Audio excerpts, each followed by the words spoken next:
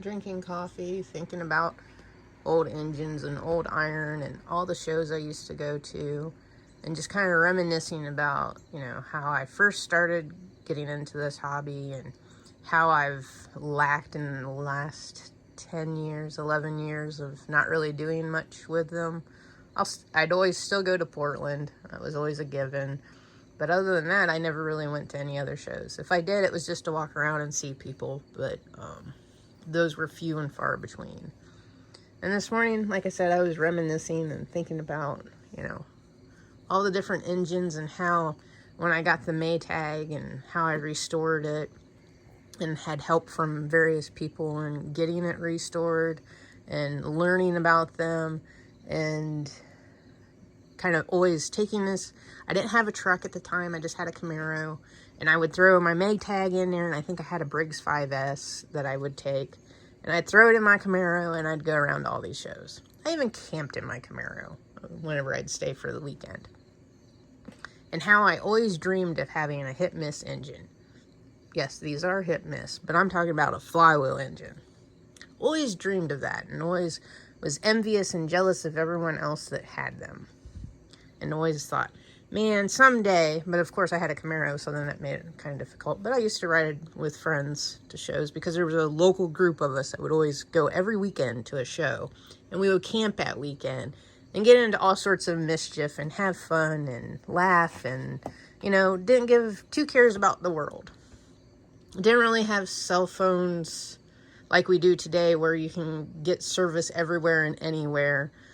And they weren't everyone didn't have one back then. It was, few and far between. So it made for a nice weekend of getting away, being able to recenter, and not have two cares about the world. And I was looking back through old show pictures and how the few shows that I still go to today have changed so much over the years. It just is baffling to me. And I feel sad that I haven't been going to shows and I haven't seen that regression of shows and how they are today and the people that we've lost. And you sit there and look back through pictures and you wonder, well, what happened to this person? I forgot about them. I wonder if they still have this collection. Do they still show? Are they even still alive? So it just proves to me more that I really need to get back into this hobby. I mean, I have engines that I used to take to shows. I would rotate them. I would always at least take 4 hit-miss engines, flywheel engines, to a show, and at least 3 or 4 small engines. It didn't matter the size of the show. I would load them up on the trailer, take them to the show, leave them strapped to the trailer, run them on the trailer, and then come home. If I didn't stay the weekend. Or if I stayed the weekend, it was the same thing. But now it's like, I go out to Portland, I'm just going to take a couple small engines and be done with it. Whether it's because I feel like it's a hassle to load them, or you have so much other stuff because, it used to be so simple because you had a tent, a trailer, and a truck. At one point in time, I had a car, a tent, and some engines. The next level was I had a truck, a tent, and engines. And now it's a trailer, a camper, and engines. So I don't know whether it's just because it feels like it's just so overwhelming to get all of this stuff together. But it shouldn't feel that way because you're going somewhere that you enjoy and love to be at, and it exhilarates you and you get excited thinking about it, and you can't sleep because you're thinking about all the things that you have to do and all the engines that you want to take and all the things that you're going to see. So it shouldn't be, man, I got to load this, I got to dig this out, that's so much work. I'll just drive and go to the show and just watch and not participate. It shouldn't be that way. This hobby is dying off. I can see that from the shows that I have gone to. I went to Findlay for the first time this year. It was a show I always wanted to go to, but it was always right close to Portland, and I'd start planning Portland for like 6 weeks in advance or longer. Thinking about okay, I need to get all the stuff ready for the camper. I gotta get all the stuff ready. List of all the things I need to take, because I got to plan for everything and anything. And I need to make sure that, you know, I have the extra money for gas and the generator, make sure the generator is going to work right and all this other stuff. And then I forget what I'm talking about. Because I haven't had enough coffee this morning. Oh, that's what it was. Findlay. So I went there because it was supposed to be the Portland of Ohio is what it was deemed many years ago. And I went there this year and I'm like, this is the size of a small town show. It would be like going when I used to go to, let's say, LaGrange. The size of LaGrange. Or the size of, what would be another one? Dover. Dover would be another one. It was about that size in their heyday. I haven't been to either of those in quite some time, but I'm assuming today it's probably dwindled down to a size of, we'll go with, thinking back, a Kidron or a, when Whispering Hills Campground used to have their Apple Dumpling Festival. Maybe it's that size now. I don't know. I haven't been in so long. And like I said, I went to Doty Valley this year. I took a couple small engines because I hadn't showed there, and I've never showed there actually, and I hadn't been there in years. And I thought that I would run into all these local people that I used to hang out with and catch up with at this show. I saw absolutely no one.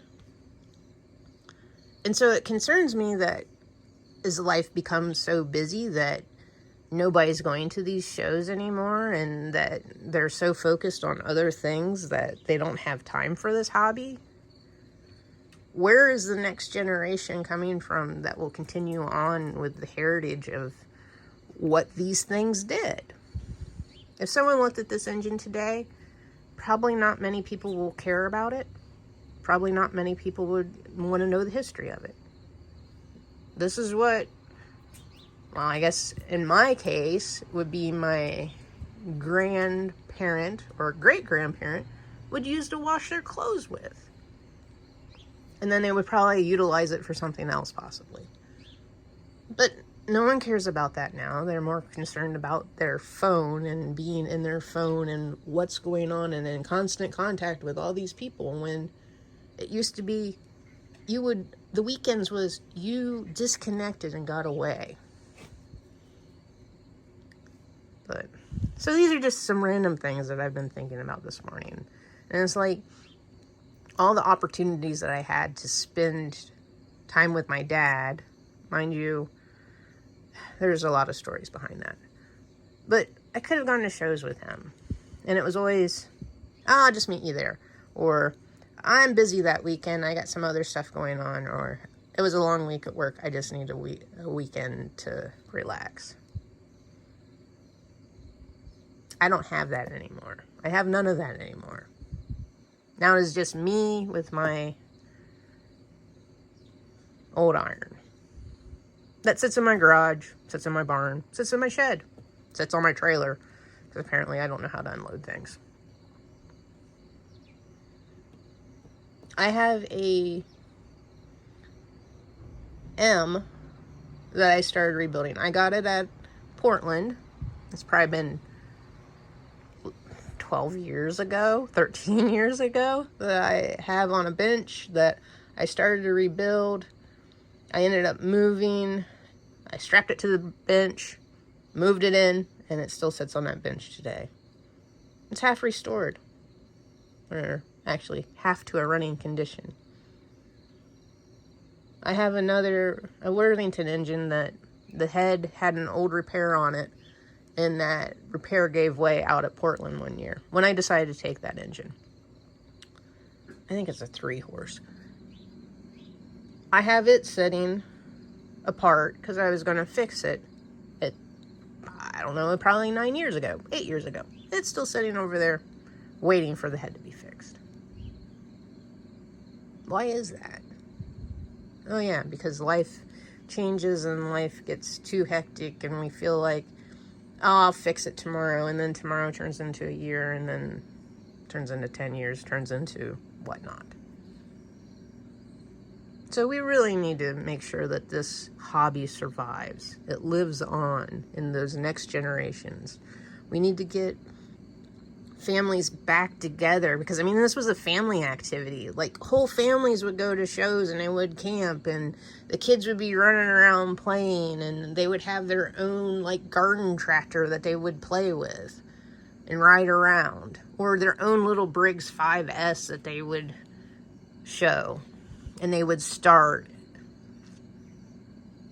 Now you see, don't really see that so much, because they're not interested in that.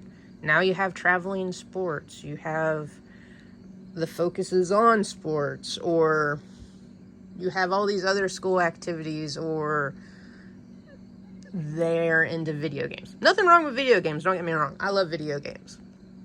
But video games for me is in the winter, and summer is fishing, and I should be doing this, but haven't been. And fall should be going to these shows as well, because that's some of the best times to go. Yeah, it's a little chilly, but it's great. I mean, you get out there, it's nice, crisp air, it's comfortable, it's hard to describe. So we just can't let this die off. I know some of you are saying, well, there's another generation that's coming that's going to do this. Have you looked to see how many people buy whole collections of engines? If people are buying whole collections of engines, that means their families don't want to be involved in it anymore. So is there really a next generation that's coming? When people buy the whole collections of engines, some people keep them, some people sell them off. Is it the next generation buying them? No, it's our generation. It's the older generation buying them, because now they have the money to do it, or they have the opportunity to buy something that they've always wanted. So just some food for thought this morning. You know, it's this Maytag, I don't know, because I decided to tear it apart, and it was my first restoration, and it made me think of this. And my dad he loved Maytags. I don't know why. Maytags and Briggs were his two things. I like Briggs, don't get me wrong. I like Maytag, don't get me wrong, but Maytags are so frustrating. Sometimes Briggs are frustrating as well. But yeah. So just remember, get your kids out there. Get your kids interested in it. If you're the older generation, get your grandkids interested in it. Then that way, there's that next generation coming up through here. And then people will be more mechanically inclined as well. They have a better understanding upon how things work. This is our basis for how engines work today, minus all these stupid electronics and sensors. But this gives you the history. It gives you the ability to troubleshoot, to follow the problem, to determine what is going on with something. There's too many people today that don't understand this, that don't want to think for themselves and would rather pay someone to fix things. I work with engineers that don't understand what some tools are. I work with engineers that can't use a drill. How is that even humanly possible? Get your kids out in the garage. Get your kids out watching you. I mean, that was the thing that I did as a kid. Mom would be like, hey, you want to watch me cook or want to learn how to cook? No, want to go out in the garage and hang out with Dad. Even though I was Dad's welding fixture for many years. It was great. But I learned a lot. There's a lot of things that I wouldn't be able to do today without hanging out with Dad in the garage. He wasn't really much of a car person. He was more just tinker around with farm stuff, right? And fixing farm stuff. But still, you learn a lot. And just like when my parents separated, my truck would break. Something would break. My mom would be like, why don't you just pay someone to fix that? If I pay someone to fix that, I won't know how to fix it. I should be able to fix this. I should learn how to fix this. So I'm not dependent on someone else to do the job that needs to be done. It used to frustrate the heck out of her. But I learned a lot. It gave me self-confidence in figuring out how these things work. How to replace what was it? It was the windshield wiper motor in a 89 F-150. Mind you, that was a pain in the tuchus, but I did it. I followed the book, because at that point in time, Google did not exist. Sorry, folks, Google did not exist. You didn't have YouTube then either, if that tells you anything. You got your Hayes book out, and you walked through the steps, and how do you replace a windshield wiper motor?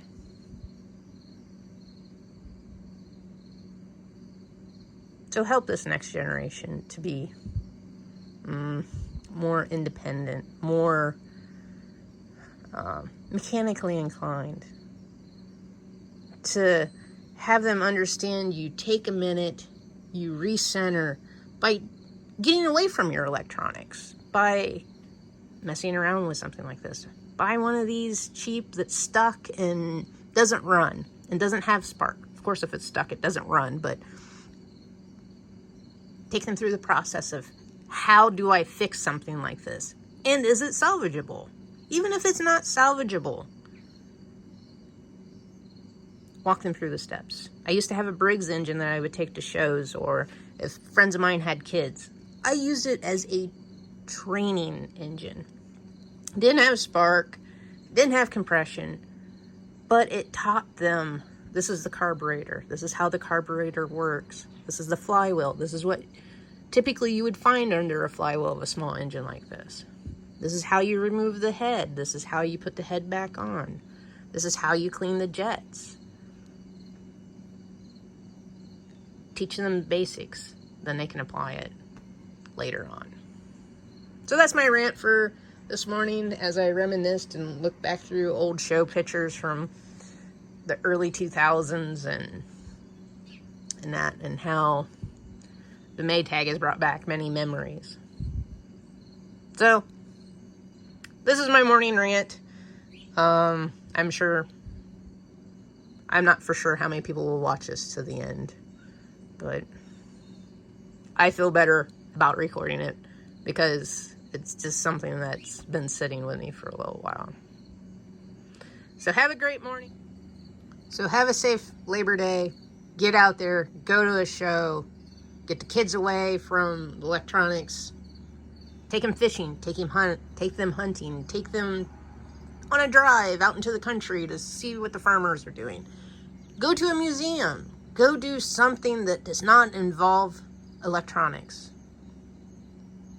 They will thank you later in life for it. Have a safe one. Another video coming soon. Thanks for watching.